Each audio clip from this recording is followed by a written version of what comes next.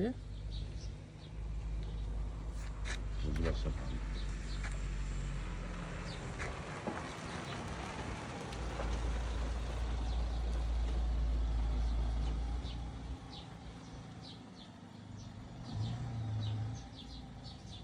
طبعا بالنسبه للناس اللي كانت بتسال هو الجهاز بيشتغل اوتوماتيك ولا ايه، هو الجهاز طبعا شغال اوتوماتيك في ارض الواقع، لان احنا قدام الورشه ممكن نضرب ضربه واحده يدوي كده على اساس على التجربه، لان بتبقى منطقه سكنيه. لكن طبعا هنا في المكان هو شغال اوتوماتيك، احنا مشغلينه، المفروض هيضرب لوحده دلوقتي، هيدينا ضربه دلوقتي كل 55 ثانيه بيضرب ضربه زي ما احنا شايفين كده.